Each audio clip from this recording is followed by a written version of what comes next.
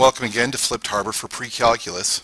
In this video we're going to be talking about matrix multiplication, inverses of matrices, and determinants. Our topics that we're going to cover, we're going to talk about matrix dimensions real quick because that's going to help us decide if we can even multiply a couple matrices together. Then we'll talk about how to multiply matrices. We'll talk about what the identity matrix is, and that's going to help us talk about what the inverse of a matrix is.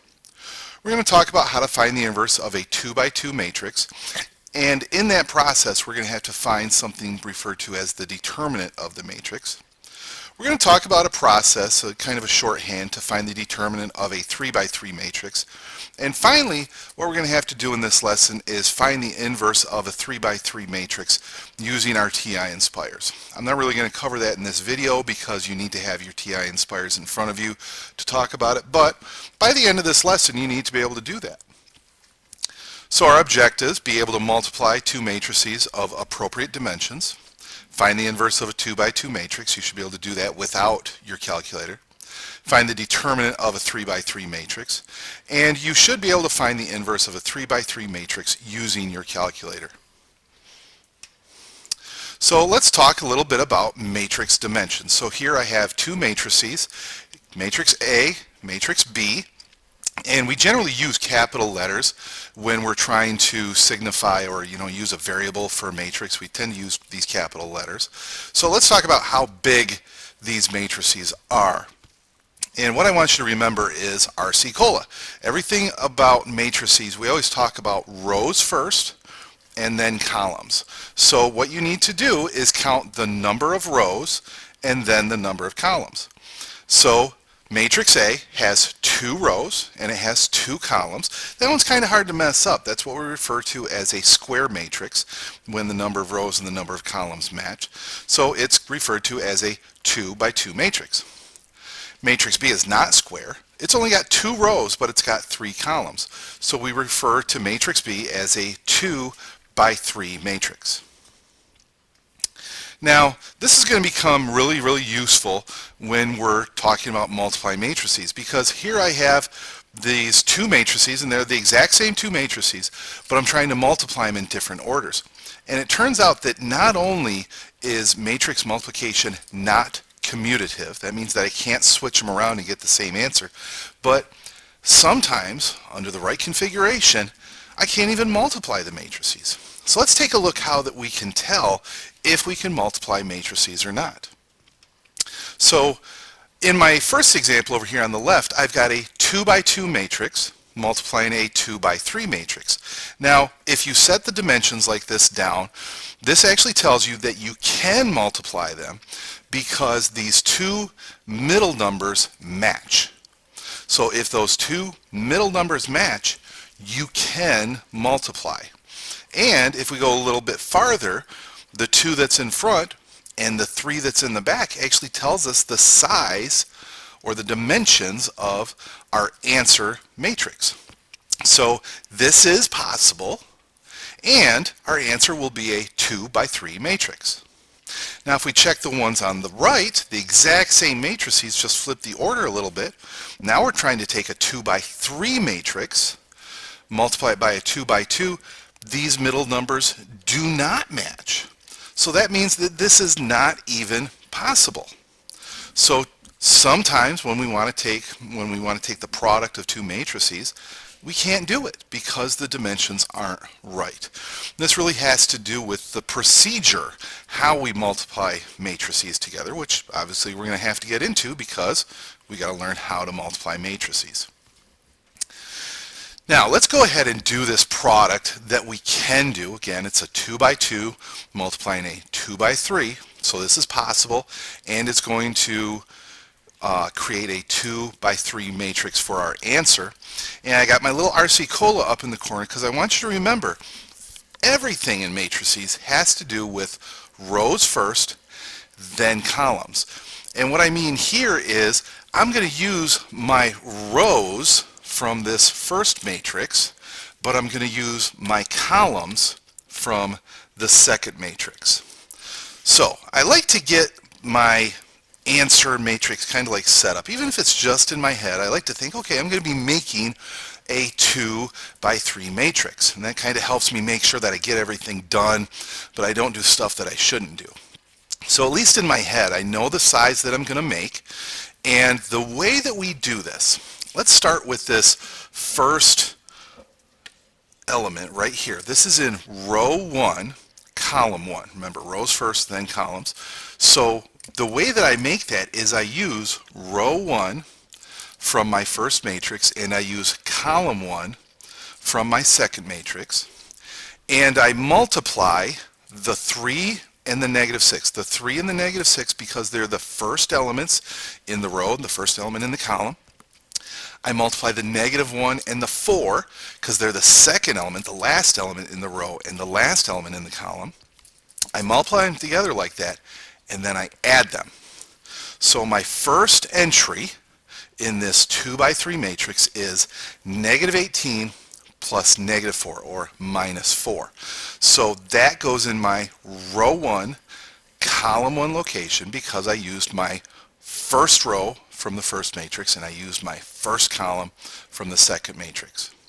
And then I go through and I use row 1 with each of my 3 columns. So I use row 1 with that middle column, 3 times 1, plus -1 times -5, so I have 3 plus 5 in my row 1, column 2 location. Then I take that top row, I multiply it by my last column. 3 times 7 gives me 21, plus -1 times 3, so I'm going plus a -3. So that goes in my row 1, column 3 location. So I've used my row 1 with all 3 columns. So I'm actually done with that row, and I won't use it again because I've used it with each of my 3 columns. Then I go through and I do the exact same thing with my second row. The 4 multiplies the -6, the 0 multiplies the 4. Then the 4 multiplies the 1, the 0 multiplies the -5, and then finally the 4 multiplies the 7, the 0 multiplies the 3. And this is what it looks like. That bottom row is -24 plus 0, then 4 plus 0, then 28 plus 0. Once I do all my little simplifying inside, I've got my solution. Now, this feels very complicated the first time you do it, the second time you do it, maybe the 22nd time you do it. But trust me, the more you do it, the easier it gets. It feels a little more natural. Just always remember RC Cola. You're always going to use the rows from the first matrix and the columns from the second matrix. Now, here's another example. I have a 2 by 2 multiplying a 2 by 2. So it's going to create a 2 by 2. And then down here on the bottom, I have yet another example. You're welcome. And now it's a 3 rows by 2 columns. So let's write that down. It's a 3 by 2, and I'm multiplying it by a 2 by 2. What's this going to make? Is it possible? It is possible because the 2's in the middle match, and it's going to create a 3 by 2 matrix. And here's my solution for that one as well. Okay, so now it's time to talk about what the identity matrix is. And when we're talking about the identity matrix in matrices, what we're really talking about is the multiplicative identity. Now, to make a comparison, the multiplicative identity in regular numbers is 1, because you can multiply 1 times any number and it won't change it. So the version of that for matrices is a square matrix. It's always a square matrix, so it's a 2 by 2, 3 by 3, 4 by 4, and on up. And it's got 1s in what we refer to as our primary diagonal. So you see 1s in this diagonal from the top left to the bottom right in all 3 examples. And everywhere else it's 0. Now it turns out that when you multiply by this, when you multiply a matrix by the appropriate identity matrix, it doesn't change anything. It gives you back your original matrix. So it's what we refer to as the identity matrix. So if I take a 2 by 2 matrix, multiply it by my identity matrix that's also 2 by 2, it doesn't change anything. I get back the exact same thing. Even if I switch them around, I can get the exact same thing. So here is an example where the multiplication is commutative, but this is very much an exception. Okay? Normal conditions, matrix multiplication is not commutative. Now, I would have a different identity matrix to use with non-square matrices. If I put it in front of this 3 by 2, I've got to use the 2 by 2 matrix. But if I put it after, if I want to multiply my identity matrix at the end, I've got to use a 3 by 3 because I got to get the dimensions to match in order to even do the multiplication. Now, the reason we talk about the identity matrix is because it lets us talk about the inverse matrix. So let's try to make a comparison. If I ask you what is the inverse of 3, what we're talking about here is the multiplicative inverse, and the inverse of 3 is 1/3, because when you go 3 times 1/3, you get 1. So the inverse of a matrix is another matrix, and we always talk about square matrices here. Okay, so only square matrices even have inverses. But when you multiply inverse matrices together, and I've gone through an example here, it creates the identity matrix. So these two matrices at the top are inverses, because when I multiply them, I get the identity. And again, this is one of those rare exceptions where if I multiply them in the opposite order, if I switch them up so that I use my rows and my columns kind of backwards, it still creates the identity matrix. Okay? Inverses are commutative, and they always create the identity matrix. Now, what we need to learn how to do is how to create the inverse matrix. So, I guess before we get to that, here's a little bit of notation. When you see that -1 in the power, that means the multiplicative inverse. So we say the inverse of this 2 by 2 matrix, 8, -5, -3, 2. The inverse of that is 2, 5, 3, 8. So let's talk about how to find the inverse. And what we're going to do is we're going to find the inverse of this matrix. So you see that notation of the -1 up there in the power location. Now, don't write this down yet, because I've got a rule for you, kind of like an equation to use in order to find the inverse of a 2 by 2 matrix. So go ahead and write this down. This is our rule for how to find the inverse of a 2 by 2 matrix. Now notice the first row, I'm calling it AB. Second row is CD. Pay attention to where A is, where B is, and all that. Now, in the front, you see this fraction. Now, this is just a fraction. This is not a matrix. This is a fractional number that we're creating from the matrix. It's AD minus BC. It's the product of our primary diagonal minus the product of our secondary diagonal. So it's one diagonal product minus the other diagonal. And the order matters. So don't screw up and do the secondary diagonal minus the primary. It's got to be primary minus secondary. And then notice what I've done inside over here. There's some changes that I've made. A and D have swapped spots. They've just picked up and they've moved locations.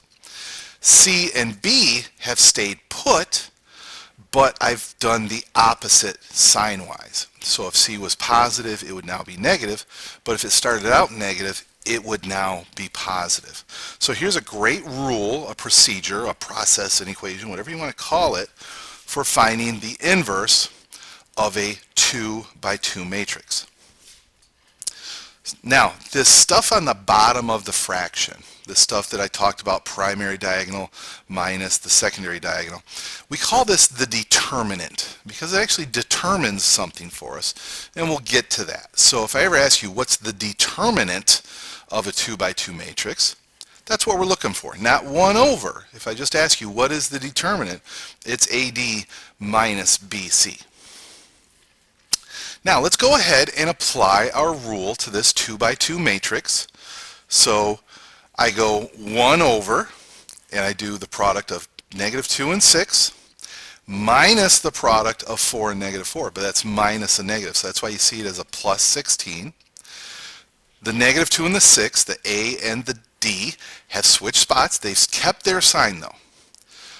The 2 4s have stayed put, but they've each changed sign.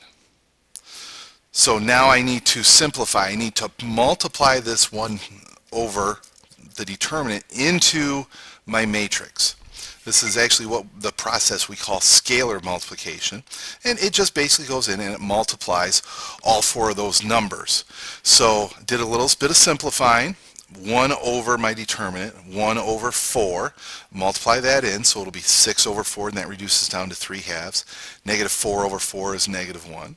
4 over 4 gives me the 1 in the row 2, column 1 location, and -2 over 4 reduces down to -1/2.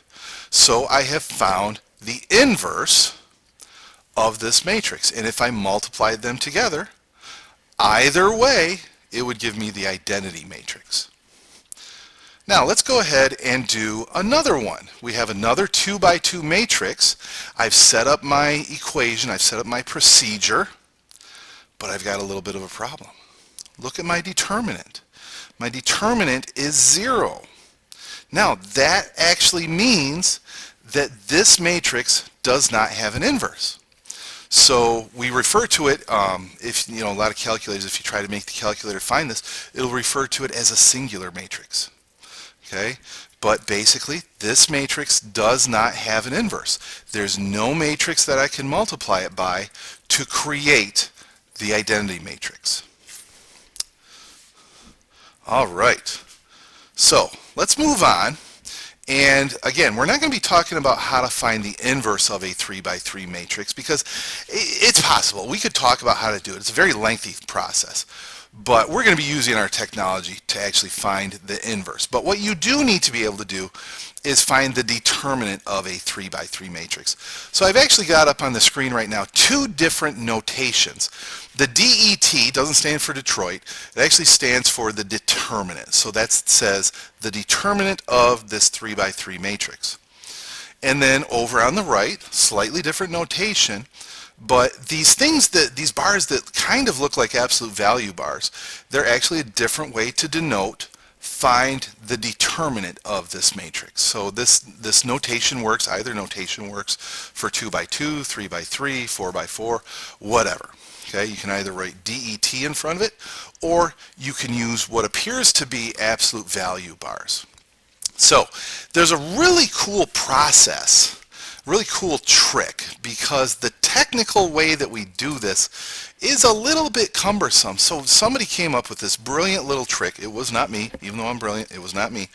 And it all starts by going ahead and writing your first and second columns over. So you'll notice that -1, 3, 1, that's my first column written over again. The -2, the 7, the 4, that's my second column written over again. Okay, so this just kind of starts gets it set up for this really cool trick. Now, what I'm going to do is I'm going to kind of lay out. What we're going to be doing is adding 3 numbers together, and then we're subtracting 3 numbers. And where these 3 numbers come from are 3 diagonals, and that's why we added on to this matrix. So those first numbers, I'm going to underline them in red. Okay, just kind of to remind you, these are coming from the red, okay? And these are the 3 diagonals, and I generally teach this so that you're always starting at the top of the matrix. So you start at the top left corner, and you multiply these 3 numbers. And whatever that product is, whether it's positive, negative, whether it's a nice number or a not nice number, whether it's a big number or a little number, even if it's 0, you could have 0 as a product, goes in that first set of parentheses. So that's the first number that we're going to add. Then we do the very next diagonal, and again, I like to teach people to start at the top and go down diagonally. So we're going to multiply -2, 9, and 1, and that's going to go in the second set of parentheses. And finally, we can only do one more diagonal in this direction. We're going to go ahead and do that. We're going to multiply those three numbers, -2, 3, and 4. So those three numbers go in the first three parentheses.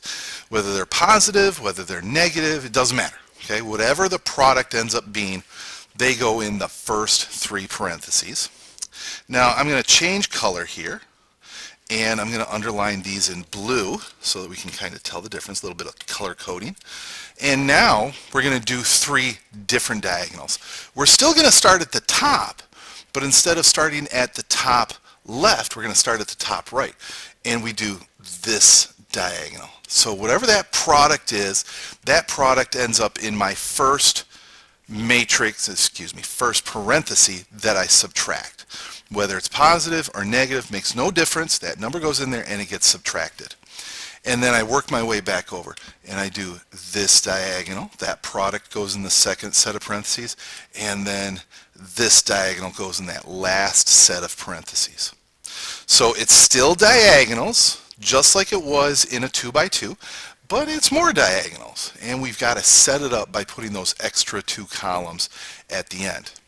Now what this looks like, that first diagonal is -49 plus -18 plus -24, and then I minus my last three diagonals. So minus a -42, minus a -36, and minus a -14.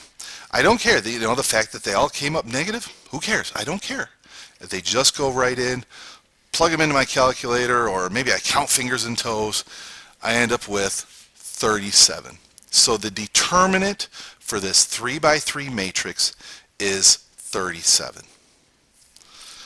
Feels like we might want to do another example. Okay, so let's do this determinant. Again, I've used that straight bar notation. Okay, kind of looks like an absolute value. I'm going to find my determinant, and it's going to start by adding on the first column again and the second column again. Now I'm all set to follow my trick where I multiply diagonals the other way, and my first three diagonals, the ones that go from the top left down to the right, those are all added. And then my three diagonals that start at the top right and go to the left, those are minus, minus, minus. And uh-oh, I got a 0. Well, that's okay, but one thing that tells me is that this 3x3 matrix does not have an inverse. So if I tried to get my calculator to find the inverse of this 3x3, it'd tell me there's an error. So that's okay. Sometimes these 3x3 matrices just don't have an inverse. All right. So looks like it's time for you to try some of this stuff on your own. Remember, in class we will be talking about how to find the inverse of a 3x3 on our calculator. But I'll see you in class, and I'll see you online.